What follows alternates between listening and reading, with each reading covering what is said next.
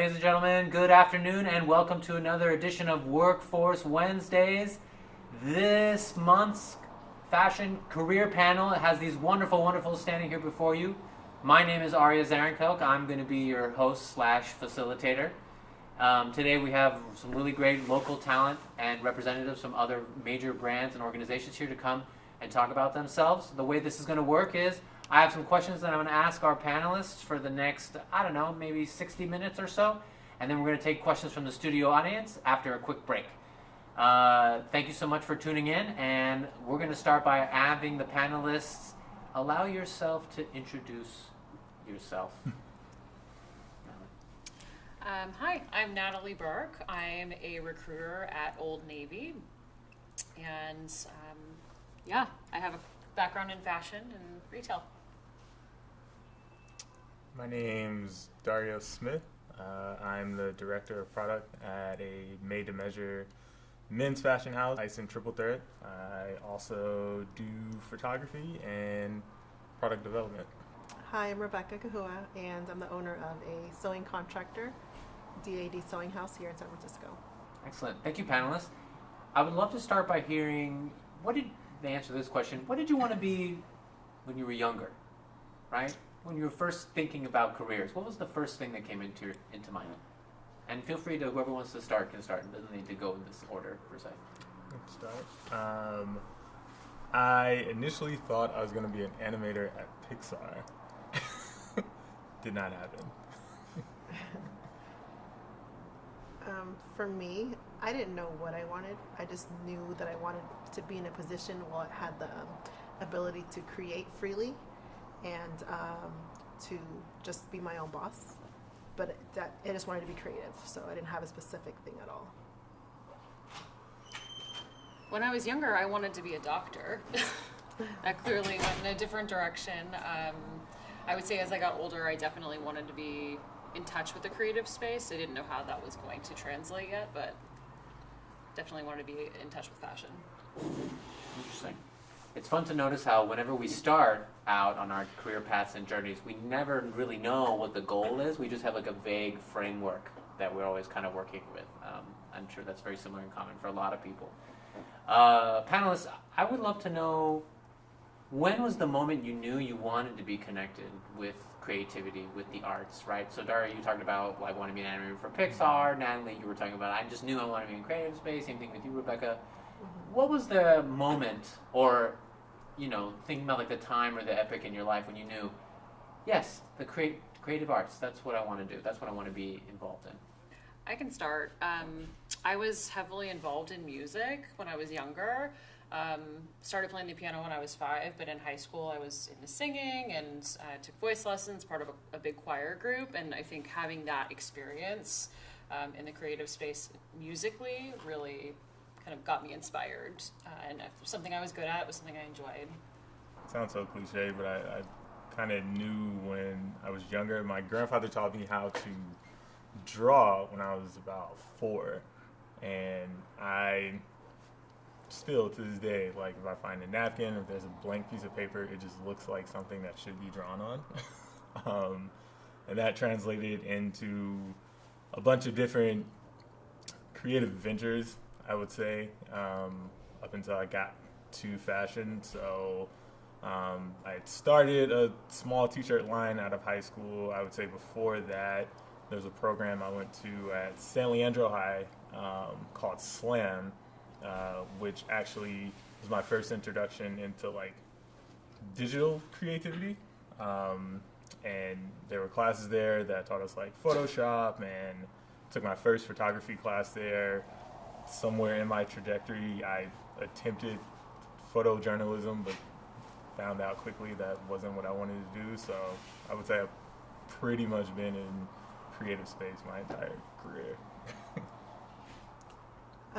So for me, there was never like a perfect moment that I knew I was going to go in a creative direction.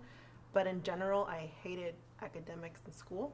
So I knew that wasn't the route I was going to go to, because I was going to hate it, and I knew I wasn't going to finish if I decided to go higher education. There was no way I was going to finish college, say, if I didn't do something creative and that I enjoyed.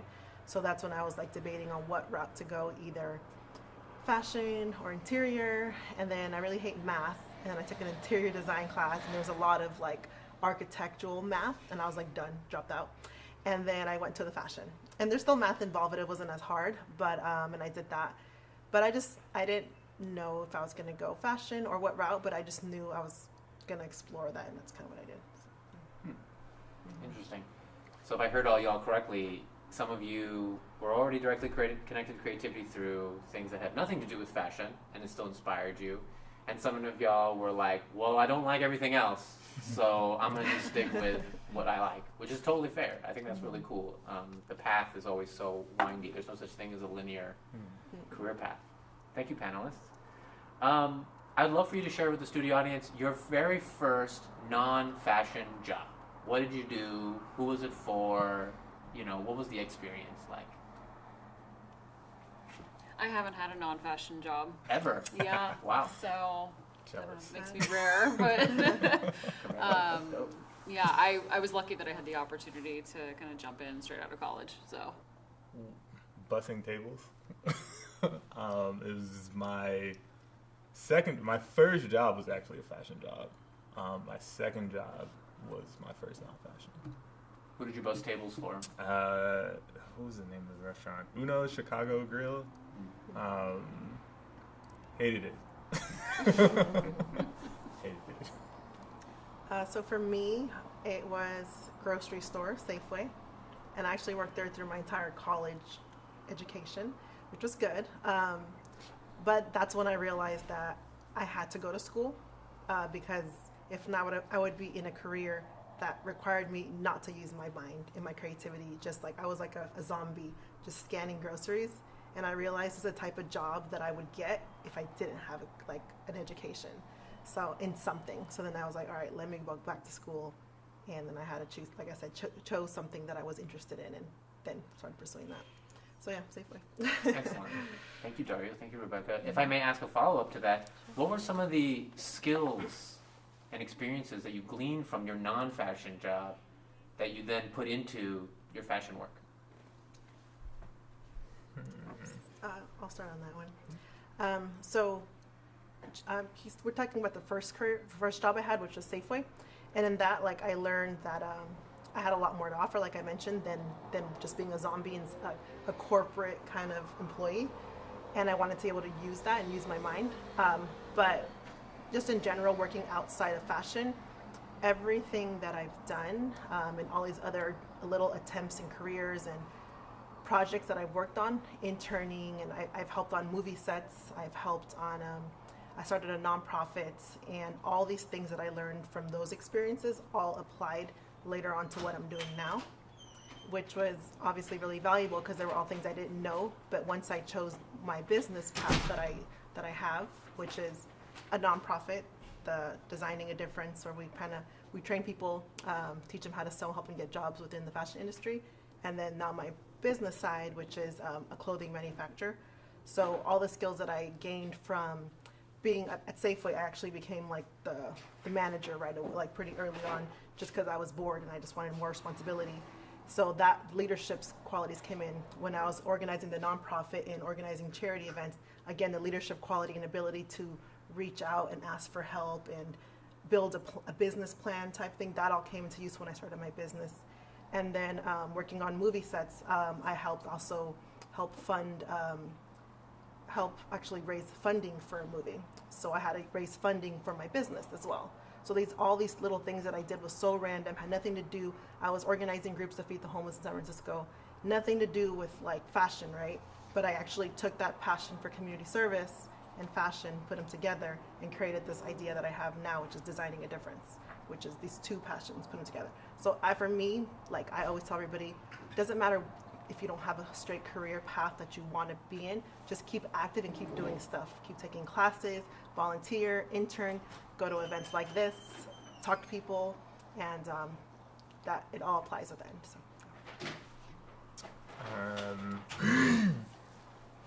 I would say, I'm not sure if my non-fashion jobs directly affected how I think about my fashion career, but I would say I had enough non-fashion jobs to propel me to do something more creative. Short story and kind of how I got into fashion. I don't know if that's a question that's coming up. Yes, it's not a question, but please. So, 2010, I was working at this medical supply warehouse because, similar to Rebecca, it was like I was going to school, and what I was going to school for, I wasn't happy with. And I was like, let me take a step back, get a job, save some money, and then, figure out what I want to do and then go towards it. I hated this job even more than the busing. It was like a 6 day a week, 60 hours a week forklift operator situation. Had nothing to do with being creative, but I realized while I was in this job, I needed to suffice my creative passion. So I taught myself how to build bicycles. I was doing street bike racing on the weekends or whenever I had free time. I had also started my first car building project, and a bunch of these things that were telling me you need to do something more creative. And just so happened, I was on my bike. It was July 2010. I got hit by a car. Went over my handlebars, snapped my collarbone. I was out for 9 months. I couldn't work the forklift operating job because my shoulder was not functional. Lost my job, and my idea of making a better impression in an interview, because I was I needed to get a new job, was to change my wardrobe. And that's where my real interest in fashion started, because I was able to see how differently people perceive me based on what I was wearing. And that propelled me to seek more knowledge about menswear specifically, but fashion overall. Again, it's interesting to see how, every experience, whether explicitly or implicitly, prepares you for the next experience, right? Rebecca, you crushed your Safeway job, which then allowed you to crush, it seems like, every other job that you've ever had, right? And made San Francisco a really great place, and Bay Area a great place, so thank you for that. And Dario, you had to get hit by a car in order for you to be oh yeah, I should do this fashion thing. That's great. That's really interesting. Thank you, panelists. Okay, so Natalie, since you were the first one to tell us and reveal to us that you've had the most linear path, I think, of anyone that I've ever spoken with, I would love to hear, panelists, your very first fashion-related job and what that was for, what you did, and just your experiences doing it. Yeah, I mean, it may have been a linear path, but it was sort of a happy accident, I would say. I started in retail sales, and I think that's a first job for a lot of folks as well, is just selling fashion on the sales floor. So I actually started as a sales associate at Nordstrom, and kind of worked my way forward, and really excited about leadership. So moved directionally towards management at Nordstrom, and kind of beyond that continued to some other brands. So still in retail today. And if I may ask, how did you make the jump from retail to non-retail? Because I think that's a question that's on the minds of a lot of our studio audience members. Yeah, I think, for me, being involved in the retail industry at the time that I was, in the first kind of 4 or 5 years out of college, we went into that bit of a recession with the crash in 2008, impacted, a lot of businesses, and over time the retail industry was changing quite a bit, and lots of store closures and things tightening up on kind of the field fronts. So when I left field retail, I was a district manager for BCBG Max Azria, and kind of thought to myself, what's next for me? And I people piece of it was always a big deal for me, and it sounds like you guys are really creatively involved in sort of the product piece of it, and I've been more involved in the people piece of fashion. So driving sales, leading teams, recruiting, managing groups of people, developing them in their careers. So that piece of it was such a huge passion of mine that I decided to take some time to think about what I wanted, and I decided I wanted to be a recruiter. So, and that led me back to fashion inevitably, because I'm an Old Navy now. So, Dario, Rebecca, your first fashion gig. Is this speaking more to the impact or like actual first gig? What do you mean by impact? Tell me more about that. Because my first gig, I'll start off by saying, was I worked in the skate shop at Copeland's, which is no longer around. It's my favorite corporate skate shop was. But that was my first job. Really exciting. I sold skate gear. I was skateboarding at the time. It was somewhat work by corporate standards, but it wasn't really work. I kind of just went every day and like hung out and sold skate gear because I knew the product line and all that. It wasn't until post accident when I got a job at Levi's downtown and really got interested in what I can do with a limited product being like denim, and trying to marry that with, at the time, a huge like 60s jazz influence. And so that led me to going from Levi's main line to their LVC line, which is vintage. I eventually left Levi's to then manage a store on Haight Street called True. And similar, I ended up becoming people focused because I was managing the store, and it looked to me more of the industry had this gap, at least in like streetwear. There was a gap in like customer service from corporate perspective and customer service from like these small mom and pop shops, and it was my goal to kind of blend those together. And I would say it was there at True that I really kind of like got a good grasp of what fashion industry is and would be, because being the manager, I was also kind of overseeing like the men's buying, as well as managing the staff, as well as customer interfacing, and being able to merge all those together to kind of see like a little bit more expanded view of like what the industry had to offer. Interesting. And if I may ask a follow-up, what 60s jazz artist influenced your work in the vintage section? John Coltrane. Okay. That's what I assumed. Yeah. We are in Texas. Just thank you. Sure. Rebecca. Can you repeat the question? Yes. The question is, tell us about your very first fashion gig or fashion-related gig. Okay. So I've never worked like retail clothing store. So I've never like worked like the mall or anything like that.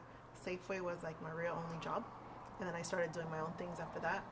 So I guess I did a lot of like production work with like fashion shows, but it was a lot of volunteer work. I guess my first job in fashion related would be wardrobe styling for a film, and that was in Oakland maybe like 5 years ago, and basically I had no experience wardrobe styling. Like I said, I've never worked in the industry, but I have helped produce fashion shows and organize charity events. So I felt like I had the confidence that I can step in this position and figure it out, which is what I did. It was fun, and I also fell in love with that film entertainment world, and learned that there's a lot of opportunity within fashion for that, as in wardrobe styling for films or even sets, commercials. And I think a lot of people in the Bay Area don't see that opportunity much, but there really is, especially now more than ever with all the tech companies. Like everybody who's like modeling on those ads, they need a wardrobe stylist on set. It's just a different type of stylist than you would imagine one to be. Like you think very LA, like wardrobe styling for LA, but out here the opportunity is really corporate. And there's also a big, obviously, growth with film productions as well. Oakland has a really big predominant film entertainment world coming out too. So that was my first experience, and that was amazing. Crazy. Definitely one of the craziest experiences, most stressful, toxic at times experiences that I've ever had in any industry or any kind of job that I've had, but I do it again. So yeah, it's cool. Rebecca, if I may ask a follow-up, how did you end up finding those fashion show volunteer opportunities, the wardrobe style? Like, how did you find those? Like, what were the resources that you used? So let's see. The first fashion show that I helped produce, I think there was just like a sign somewhere, to be honest. I think it was just like a sign, and it was some kids out of Stanford organizing this production company, and they were looking for interns. And then I remember sending my sister to go. I was like, go interview for this. And I was like, if you're getting done, you'll get me in. I don't know. I just felt like she was more qualified just because she does a lot of interviews and stuff like that. So I sent her, and she got in, and then I got in as well. And it wasn't even a big deal. But like at the time, for me being brand new into this industry, it was like I really wanted to try it. So that's how I found that. The movie, and a lot of my career has been a result of social media. A lot of it has been social media. It's crazy. And it's not like I have like 100,000 followers or anything like that. I have a few thousand, not a lot. But it's been such a big part of opening so many doors for me, just staying present on there just as a person. Like the director of the movie out in Oakland found me on Facebook. This was before like Instagram days, really. So he found me on Facebook and asked me to come in to audition for a role as an actress. So I did act in the movie as well. So I went in there, and I have no experience acting either. But I'm very open to try anything. So that's, I think, the kind of attitude that's going to take you places, is kind of being open to try things. And I went in for the audition. I got that role for like a principal role in the movie. And then after that, I heard they needed a wardrobe stylist, and they were interviewing for that. So I decided to ask the director, like, hey, I'm actually in fashion. This is what I went to school for. Can I actually interview for that as well? And he said, yeah. So I ended up getting that as well. So now I was kind of doing both at the same time. So that's part of the reason why I was kind of crazy. Yeah, so just being open-minded. Yeah, I mean, one of my biggest clients now as a contractor, as a sewing contractor, they found me through a hashtag. And they're one of the biggest corporate companies here in San Francisco, well, in the world.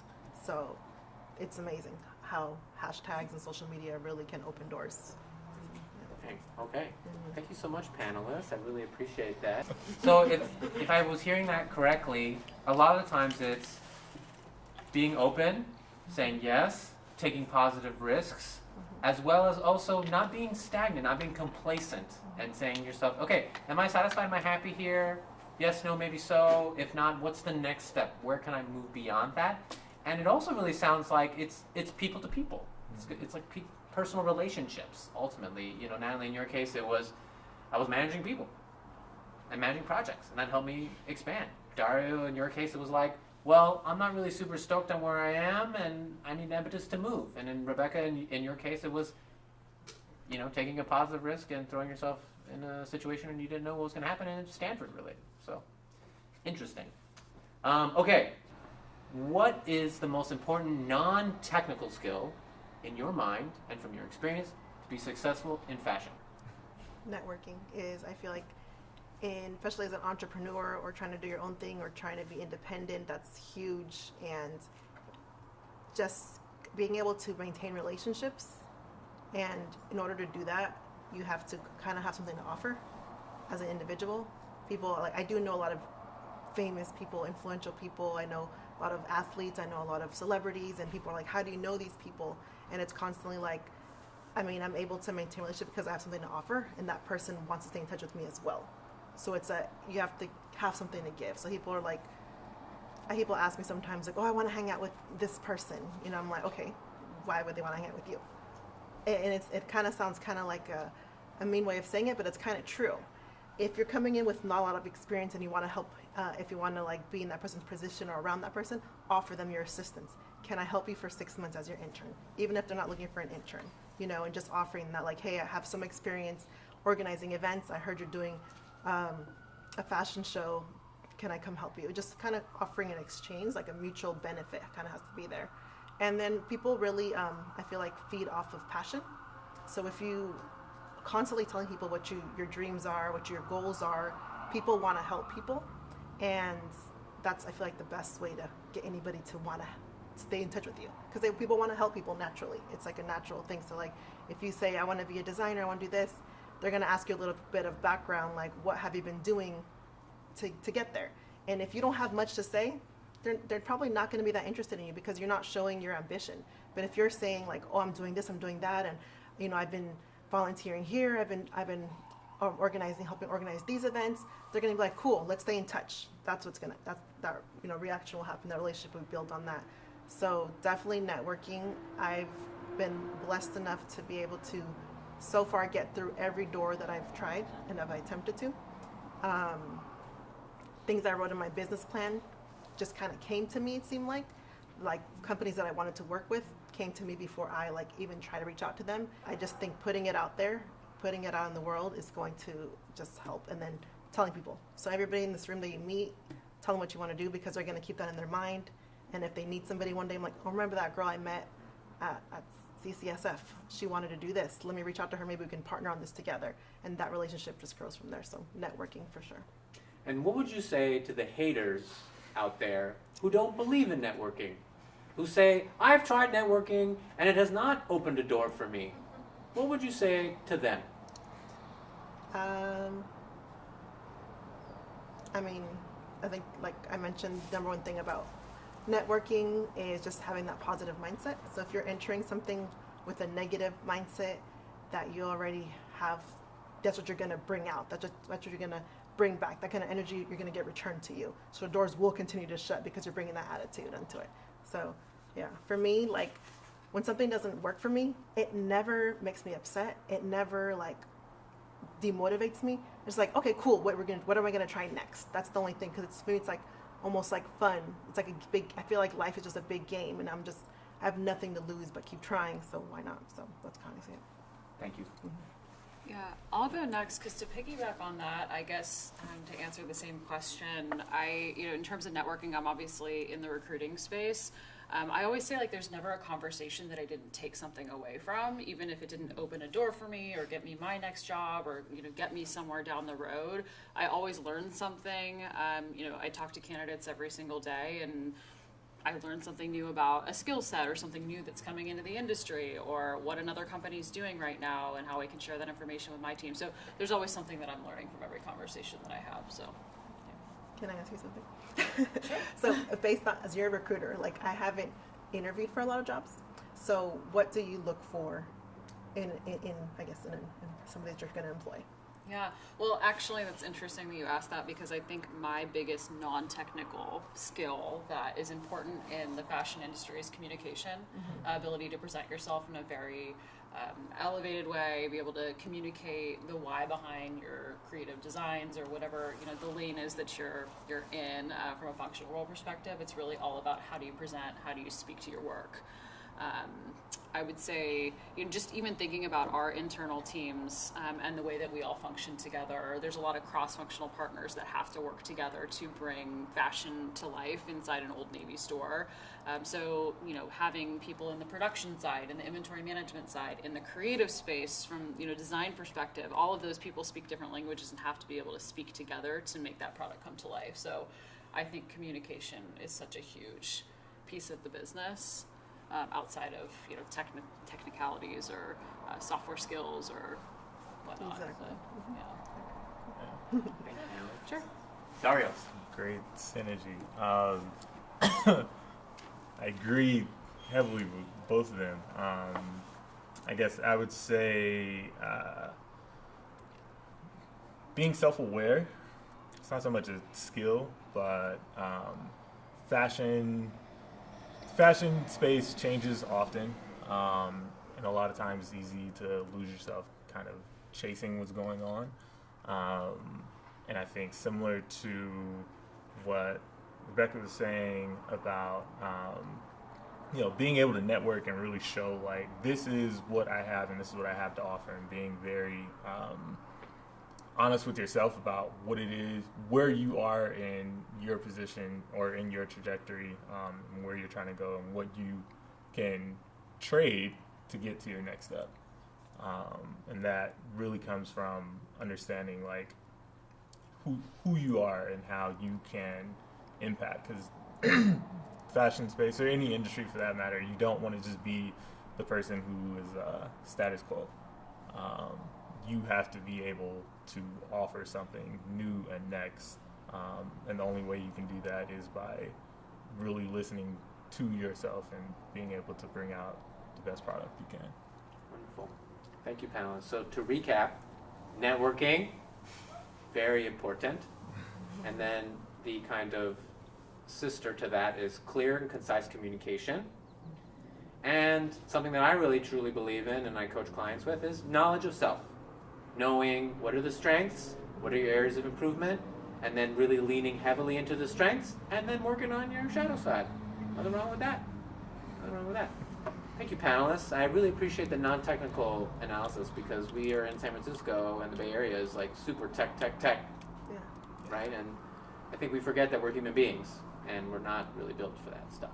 Okay. So my next question for the panelists is, what was your worst fashion gig experience?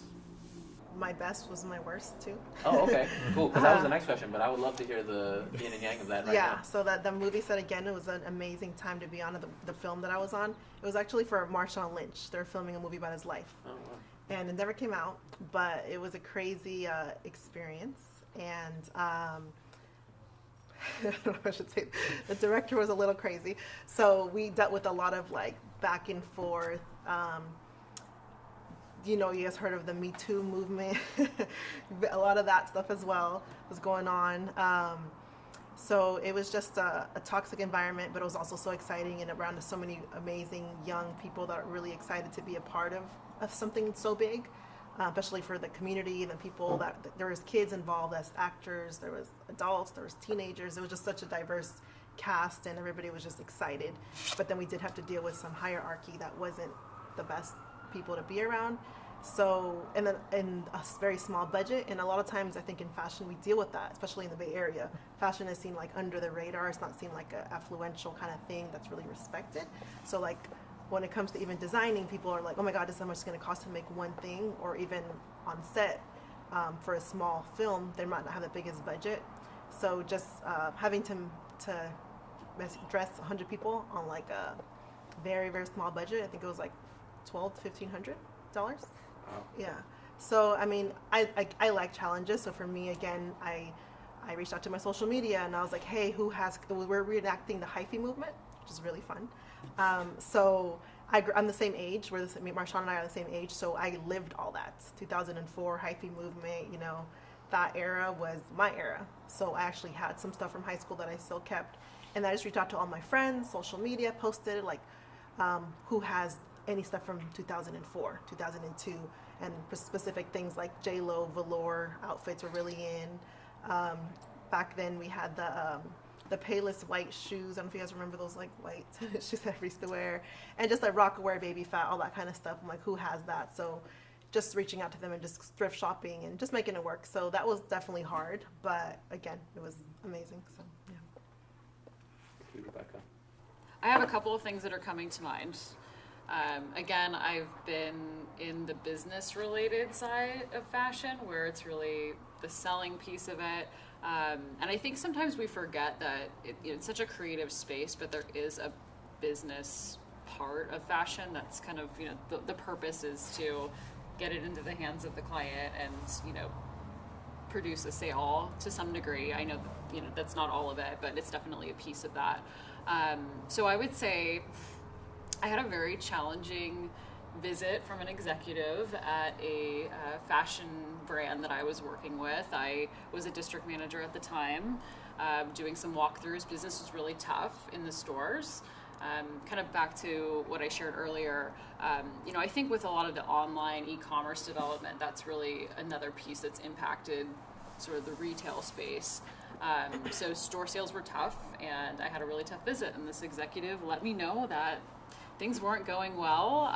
It was an embarrassing moment, and it was rough. But and then to piggyback on that, I unfortunately had the experience of being laid off at some point in my career because of the impact that online was having on the business. Things changing, stores closing, things tightening up a little bit in certain brands that I worked for. So. I think the biggest takeaway for me from that, and that I think anybody should take for any time they get laid off, is really just being resilient, knowing that there's something kind of exciting ahead for you, and I wouldn't be here if it wouldn't have been for those experiences, and it just always led me to something bigger. So. you, Natalie? Mine was probably, I don't want to say the company name, but it was my first introduction to corporate side of fashion. And I was a merchandising assistant for a brand, online merchandising assistant, and realized very quickly what I did not want to do in fashion. And I stayed at this job for about 3 months, broke it off in a mutual agreement, like this is not working out. And that led me into something greater, which I think is the next question, but I'll answer that then. But yeah, understanding the business mechanics around fashion, it was a learning experience, but also at the same time, like I do not want to be in this position ever again.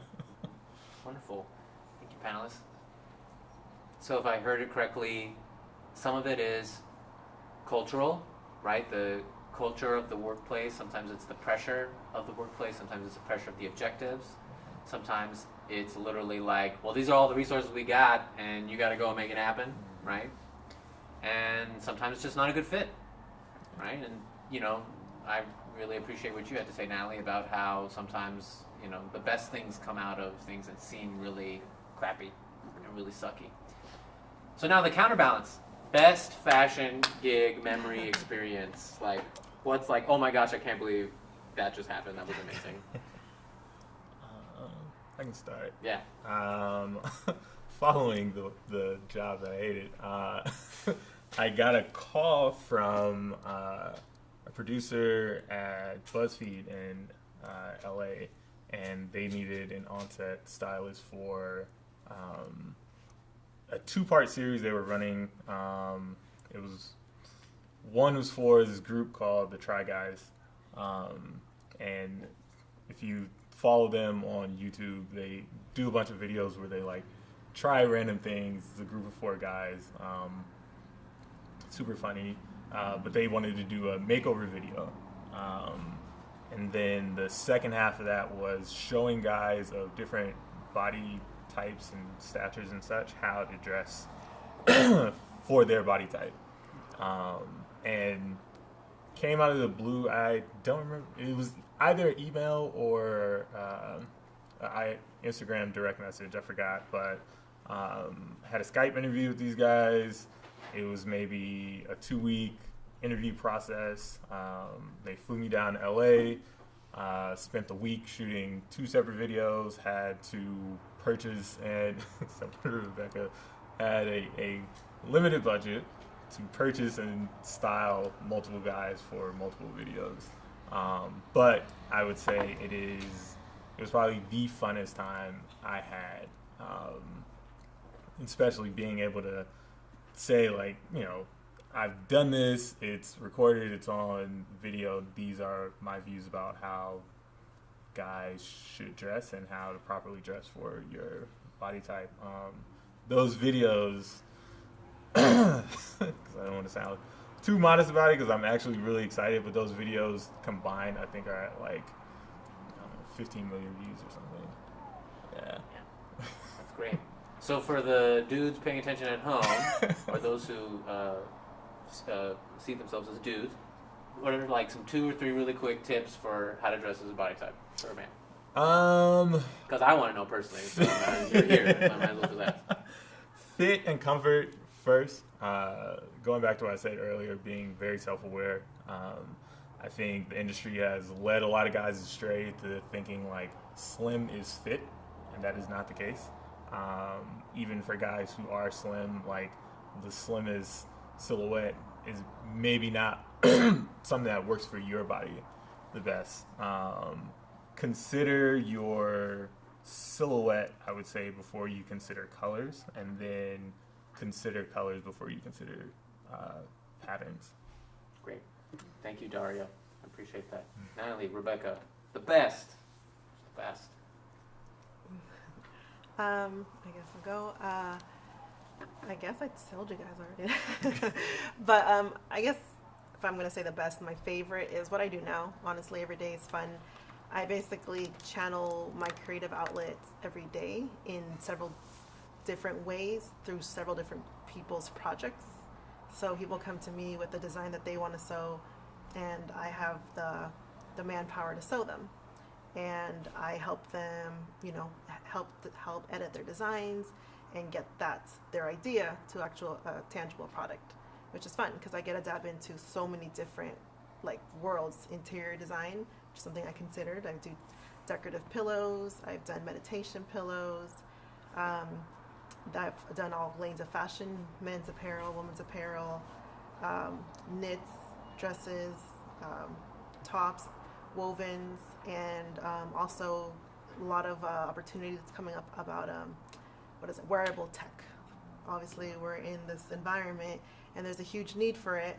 So I am learning about a lot of wearable tech now, signing a lot of NDAs because they have a lot of like backing and these crazy like teams behind all this amazing wearable tech. So yeah, so I just get to, it's like a creative explosion of I just get exposure to so much. So it's really fun because I get to learn and experience so many different lanes. So it's like I didn't have to choose one. I got to do them all, which is great because that's how my brain works. So yeah, so what I do today. Thank you, Rebecca. I would have to agree. I've recently had just sort of an aha moment that I'm kind of where I want to be right now. Kind of marrying two worlds that are really important to me, the fashion and the people, and working for a really amazing brand. So definitely feeling the same way. I have to say though, just from a moment that occurred that was really kind of impactful to me and was exciting. I'm like, wow, I've really come and really made it here in the industry. Was meeting Michael Kors. It was pretty special. We got invited to the showroom as a team, and it was exciting for everybody. But being there amongst the products, seeing the products that were coming, in the coming season ahead, and then to have Michael come in and talk to us and tell us how grateful he was for all the work that we were doing out in the front. So that was a pretty cool moment. All right, thank you so much for tuning in for another wonderful edition of Workforce Wednesday's Careers In. Today we have wonderful panelists from the fashion industry. And now it's time to take questions from the studio audience. So a first question is open to all panelists. Can you please share your best advice on how to learn to communicate and sell your ideas effectively? So not the part about how to sell your ideas, but how to learn how to sell. Does that make sense? Like resources, tools, experiences. I'll start by saying practice everything, but definitely practice in the mirror or record yourself. Listen to it until you get comfortable with the sound of your own voice and comfortable with how you are positioning whatever statement it is you're trying to make. And just make sure you're fine-tuning it as much as you can before you actually have to present. And think of things like, if you're saying if you're saying likes, if you're, have a break in your speech, because whether people have taken, say, speech courses, most people are able to notice when you're feeling less than confident in what you're presenting. So I would say definitely practice, get comfortable with the sound of your own voice. I had the opportunity, was lucky enough to have the opportunity with one of the brands that I worked for many years to take a lot of classes. So if you're a part of an organization or somewhere here where they offer some sort of coursework and presentation skills, that's something that really helped me. And then taking that and practicing it to make it perfect. I was somebody who was just terrified of presenting anything, whether it was to a couple of people or to a room full of people. That really was a game changer for me. Was just taking coursework in regards to presentations and how to convey my ideas more effectively. And I don't get nervous anymore, which is crazy because I used to be just such a shy kid, and I would skip a speech class so I didn't have to give a speech in front of a classroom full of people. So. And you would never guess that. Oh, right? We would thanks. never get that. Well composed. I love it. That's great. Thank you, Natalie and Dario. Rebecca? Um, but what they said exactly, practice. If you're not good at communicating or speaking out loud, or definitely just practice. Do it over and over in any way you can. And you can practice, like you said, in the mirror. You can just practice with people that you don't know. Just like I said, showing your passion and communicating and constantly talking, I think just really helps. Also putting yourself in like classes that are going to help, not only in maybe communication, presentation classes, as her and I were talking a little earlier, that it's so important to be able to present your ideas or your thoughts, even if it's in a formal PowerPoint presentation, or if even just in general, because it's almost like you have to learn how to be persuasive and sell whatever it is you're trying to sell, or even sell yourself for a position. So you have to be able to articulate that, and in some way, it doesn't have to be so like formal, but just some way be able to passionately have that person understand your passion for that position. So definitely classes, practicing, and just talking to anybody. And from what I did, I was also really quiet, like middle school, like I was really, really shy, and I knew I wanted to get out of that state that I was in. So I put myself in the most uncomfortable positions so that I can. So I entered a pageant. So like, I mean, that's like the most awkward, like you have hundreds of people looking at you, even in a bathing suit, and you're answering questions on a mic, you know? So, I mean, there's not much more, something harder, I feel like, than that. And once I did that, I'm like, all right, I did terrible, but like, there's nothing worse that can happen after that. You know, just keep putting yourself in. At the end, it's like, it's not that bad. Like, and nobody knows that I did that. You know what I mean? Nobody remembers that moment but me, and it all just helped get me to the next position. So when somebody did approach me about doing a movie, I'm like, sure. And, you know, like I've already embarrassed myself before. It's not a big deal. So just getting yourself in uncomfortable positions that you know you have to challenge yourself. Keep challenging yourself. Keep pushing yourself. And there's also a great public speaking club, if you guys haven't heard of it. It's called Toastmasters. Yes. So Toastmasters is everywhere. Take that. It's like $4 a month. There are groups that you can meet with throughout every city, everywhere. Just meet with them, or in your community, they're everywhere, literally San Francisco, Burlingame here locally. And they're just people that come together and they do public speaking, like classes, I guess. Everybody kind of gets their turn to speak, and they have a format. And it just really helps. Anything that you can do is it's going to help. So any opportunity you get to speak in front of a class, to volunteer, that's helping me when I get to a higher position, that I'm maybe doing a TED Talk. You know what I mean? This is all helping me. So any position you can, take it all, challenge yourself. So. Yeah. Excellent. Thank you, panelists. This one comes from the resident capitalist in the room. What is the fastest way to make money in fashion?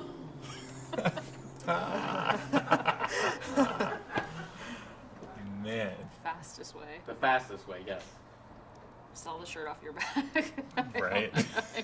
Talking fast. Oh my gosh. It's hard because it Yeah. depends on. Fashion is very broad, right? Because it's not just clothing. I would say before I was into garment making, I actually started making accessories because it was easier. I thought it was, something small people can carry, like little wallets, keychains. Actually, this bag, just like flagship. This is not a promo because I don't make them anymore. But yeah, just figuring out who you want to sell to and what they want to buy, and then make that. I think we're at an interesting time because I think like the barrier to entry is so much lower with the access that everybody has, whether it's like an Etsy shop or something like that. So it's like a very low overhead, low cost start to a business to get your product out there. So it's a good time. Yeah, and like it's in fashion, like I said, it's really broad. But I mean, I guess if you look at the structure of retail in the past, the main floor is accessories.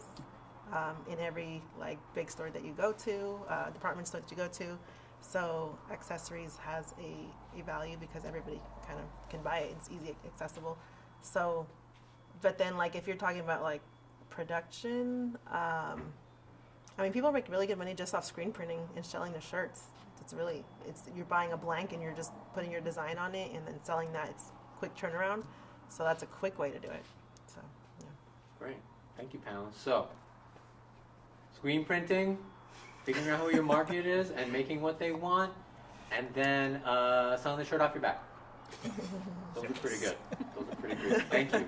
Panelists, our next question for the studio audience is this concept of job stability. Used to be more of a guarantee, and now due to the gig economy, thank you capitalism, is mostly due to is mostly contract work. The studio audience would like to know: do you see the future of fashion work being more heavily towards the contract, or more towards like the one job is enough concept? I think it really depends on where you're looking. I can speak from my brand perspective of where I'm at. We're mostly looking for people looking to build a career, a long-term career. We want to coach you and develop you and see you grow. And we have folks on our teams that have been there for 10, 15, 20 years. I hear the question, and it definitely resonates with me because having been in recruiting for the past couple of years, I have seen an influx of contract work. I don't think that it's something to look at negatively. I think it offers a lot of flexibility. I've coached candidates that are maybe more junior in their careers that getting some more breadth of work happening more quickly offers you the ability to then showcase more at a younger state, right? So, I don't know, you're a 22, 23-year-old looking for a job, and they've only had one job. I think if they've had like 3 or 4 different opportunities and experiences, then they can showcase more work.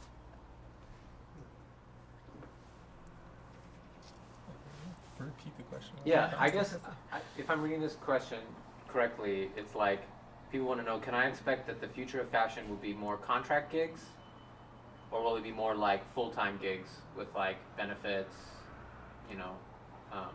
that kind of thing? Like from your perspective, what have you seen? I would say there's an influx of contract gigs out there, but I think, as we were talking about earlier, fashion is not just the creative side.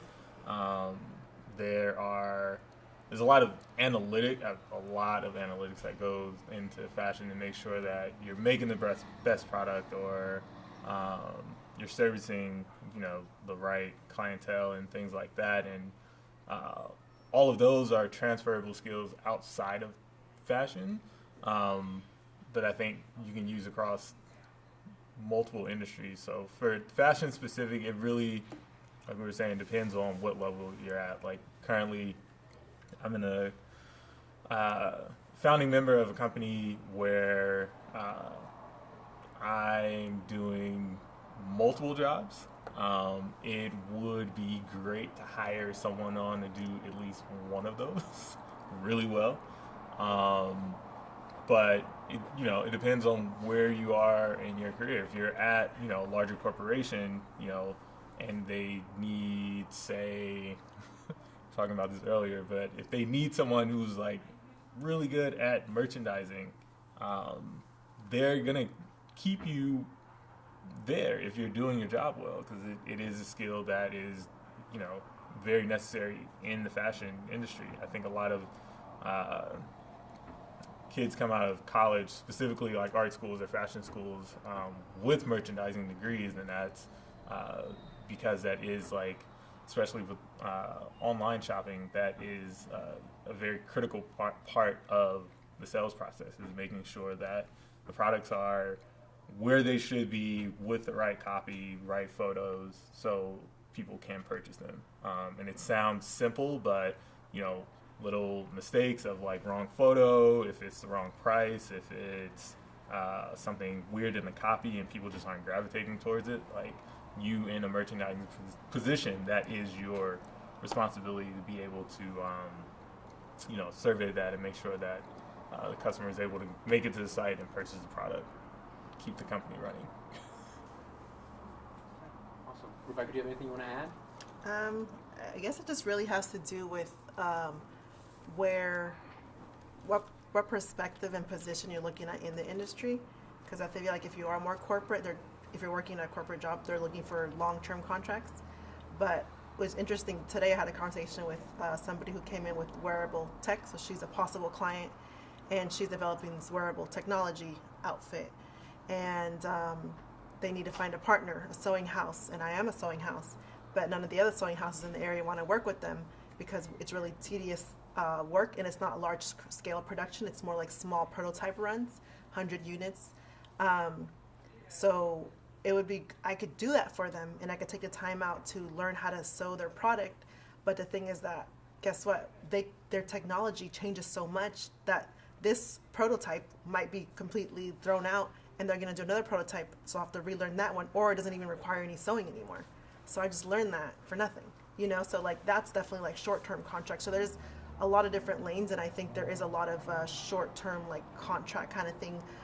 One-off, like somebody mentioned, is happening, but I think it's in a whole different lane. So it's interesting to see where it's going because there's so much change, especially here in the Bay Area. So I could see how that question kind of came about because I just encountered that today. Like, yeah.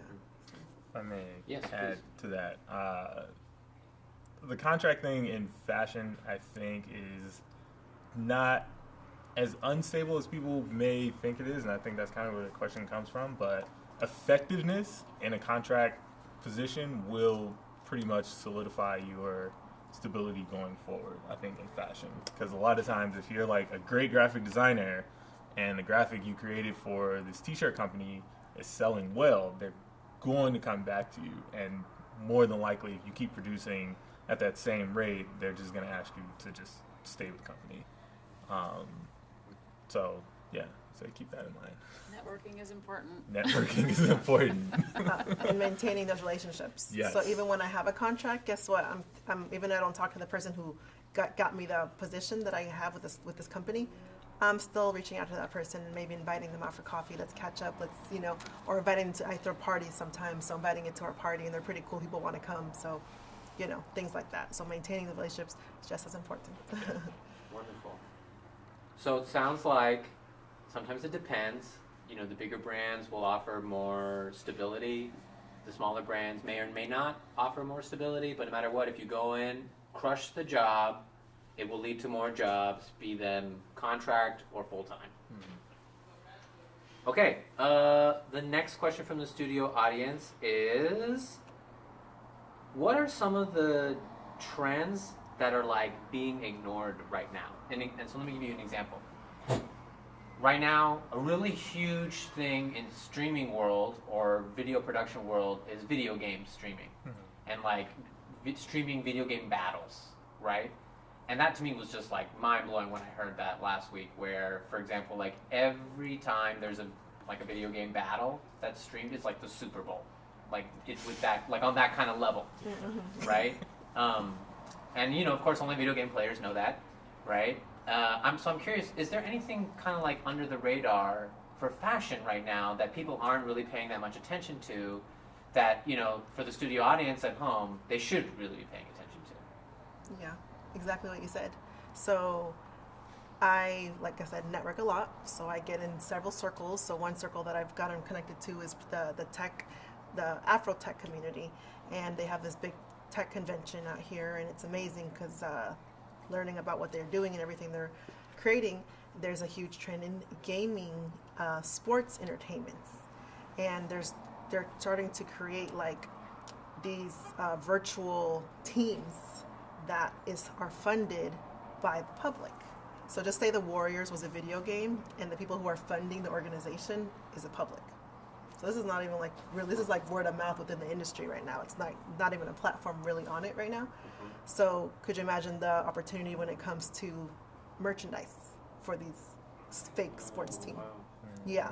So just so many crazy things. Like it was like, wow, it's like mind-boggling. Like really, like a whole different world, and there's a whole different arena for merchandise and apparel. Like that would open up doors for anybody. Like you said, you guys, the production teams, and then fashion, and you know who knows what other doors. So yeah, it's crazy. it's like, think about it. Wow, so it's as if these teams that are doing these video game battles need merch, need swag. Of course, they're gonna need all that. Oh my gosh. Designers, where are you? Where are you? That's amazing. And not only designers, but the merchandisers and the business people to help manage that and help get that to where it needs to go, because the designer can only do so much by themselves. And I experienced that. I'm wearing several hats just like him, and I always have, but like it gets to a point that you need every single hat to help you grow, you know, to get to that next level and to manage that kind of work. So me currently, I'm actually looking for a partner. And right now I'm the sole owner of my business, and I've gotten it to where it is now, but I want to scale and I want to grow and I want to take advantage of all these opportunities. There's so many things that I wish I still could have done, and I've seen people doing it because I have this insight, and I have, like, I guess because I have this insight with so many different networks and communities, I'm able to see like opportunities and ideas come in my head as a creative, and there's things that I've thought of that I didn't do, and now they're out, and I'm like, you know, I should have done it. So I don't want to have any of those moments anymore. So I definitely want to like capitalize on all these things, and then just general sports merchandise is huge, and I'm actually getting in the middle of pitching to a few, like local MLB Warriors, a few products that I've been developing to get into those doors as well. So yeah, and then tech products, tech apparel, like not wearable tech, but clothing you could sell to techies. You know, I mean, this is the environment we're in. So Yeah. Wonderful. I would say twofold. One, in the esports arena, again, there's news, I think 2 weeks ago it came out that Nike is actually going to start developing products for a team in China, or a league for a specific game in China, which I think is huge. Nike, obviously one of the largest manufacturers of sports apparel, getting into esports. So it's really cool to see what that is. Another trend that you really only see on the back end, in terms of it being a trend, but you experience it on the front end as a consumer, is recommendation, and how that works. So my company, for instance, we've developed proprietary technology that basically uses your music and your music listening history and your lifestyle data to basically recommend wardrobes. And that is not to say that, like, if you listen to Michael Jackson, you're going to get like a red jacket with gold buttons. Wait, why not? Because nobody needs that. Too easy? It's too easy. Yeah. I had one on yesterday. But looking at more of the acoustical and temporal data to infer things like, you know, if you are listening to something that's this many beats per minute, you know, 8 to 5 during the week, then you probably need a cloth type. Say if your BPM is over, I don't know, 130, means you're moving a lot. Probably want something that stretches and breathes a little bit better. So being able to, you know, enhance the customer experience when shopping and give them more life wear and clothes that they can have, you know, a little bit more experience with, because sometimes fashion can be very esoteric and like, I'm buying this, but why?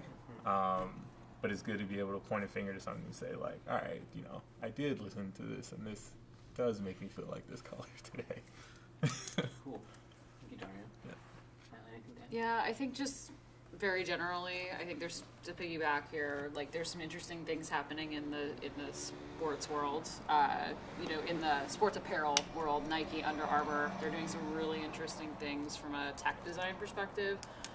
And then just the data analytics and consumer insights piece and how that might impact our world. It's huge. They're listening on these things. So yeah, interesting. Okay. So I have 2 more questions. The first one is going to be really, really broad. Really, really broad. And I want you to have fun with it. And then the second one is going to be very, very concise. Okay? Good range. So we're going to, yeah, exactly. That's how we wrap it up. Yin and yang. So we're going to start with the broad one. Yeah. How do you define fashion? Oh, wow. So I get this question a lot. I have for a long time. Um, Fashion is more of the industry and kind of the development of, I would say, trends. In sense of some people kind of use fashion and style synonymously, and style pretty much speaks more to things that are consistent. So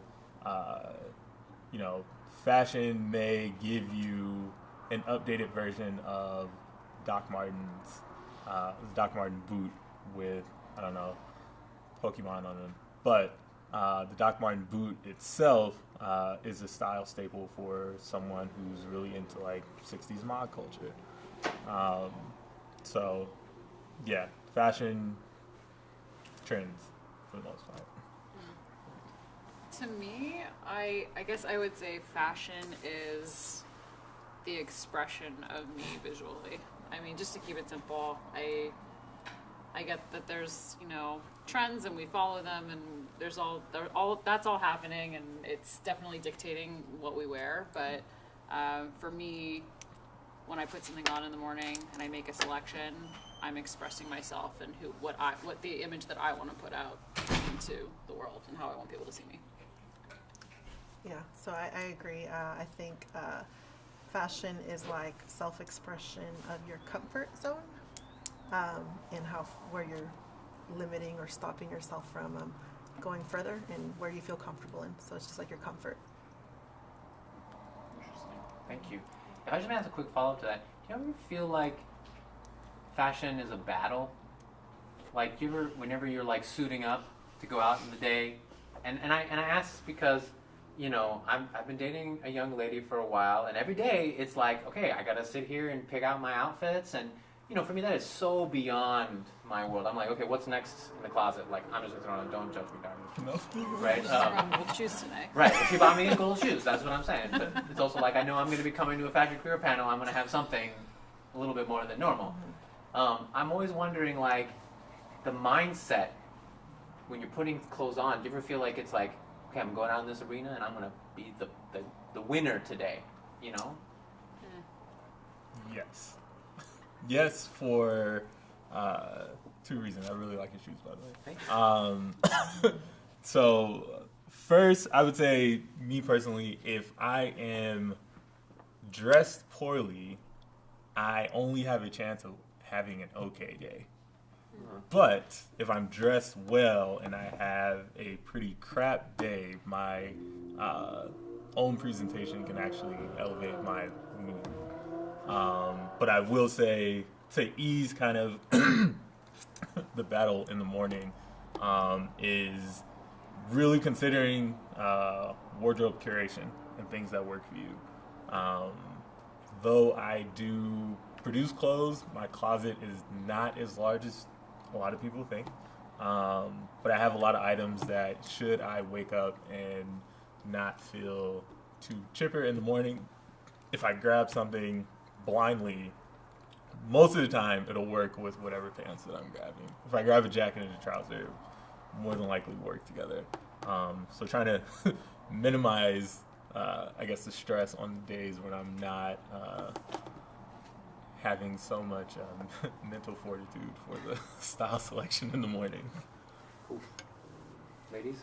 Yeah, I totally feel like I definitely dress for the occasion, and I plan out if it's like I'm going to Atlanta end of the month. I already have my outfit I'm wearing.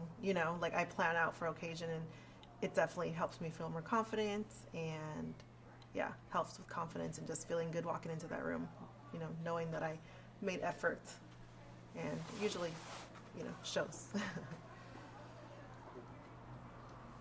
Oh, it's a battle. I'm walking into a building of 1,000 people that are all in the fashion industry every day, so Yeah, you got to bring it. Totally. Yeah. Not as much today, but I went a little simple today. Yeah, but I can see that pressure for sure. I don't have to deal with that. I'm in a warehouse, but yeah, that's intense. It seems like the major theme throughout all the responses were, when you put in the effort, it can change your mood. It can make you feel good, even if you're not having a great day. No matter what happens, at least you feel like, okay, well, I feel good. I'm wearing these nice clothing, make me feel good. It's cool. Mm-hmm. Respect. Okay, this is gonna be our final question. A concise one. In 3 words, describe your style. Goodness. In 3 words, describe your style. Dress style? Just that? No, dress style. Just however you want to interpret the question. It's from the studio audience. This is not the broad question.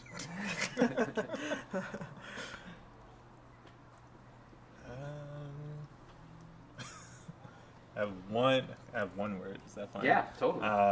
3 words or less. Kind of made up. Utilitarian. So it's a combination of tailoring for function.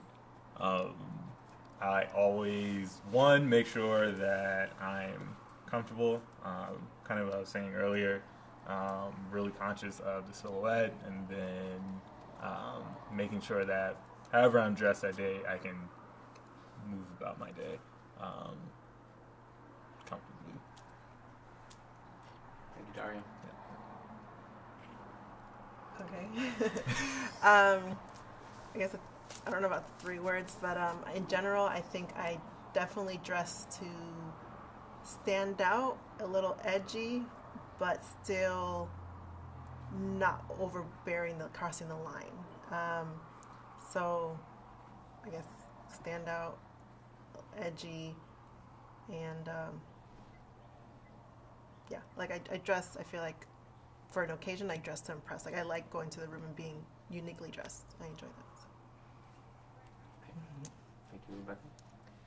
Okay, I have a little more time here to think about this. I would say casual, modern, and vintage, which is interesting because those are 2 things that don't really seem like they go together, but that's sort of how I would say my style is. Like I went pretty basic today, but then I threw on a hot pink lip because I felt like it. But I like to mix pieces, whether I have a really nice piece that I acquired during my more high fashion days with something cheap from a thrift store. I like to kind of mix it up, and I like to be comfortable. I like to throw on a dress with a pair of Nikes. It's an unexpected match, but at least I'm comfortable walking around the city. Wonderful. Panelists, thank you so much for taking the time to chat with us and chat with the students here at City College Fashion Department. I'm just totally blown away by your experience, your skill set, and your mindset is definitely a hustler nature, and I really appreciate you sharing that with the students. And I'd like to close today's career panel with a random quote that we found in this room before we started, and I just think it's just really beautiful. Today you are love. Yesterday you were love. But tomorrow into the next day you will forever stand in love. Happy spring equinox. I also want to give shout outs to my production team, or the production team, not my production team, Kasumi, Malika, and Michael for doing a really great job. And mad shout outs to Dash, the capitalist, and Michaela, the outreach team here at City College for helping make things happen. My name is Arya Zarenkelk, and this was Workforce Wednesday's Careers in Fashion. Give yourselves a big round of applause. Woo!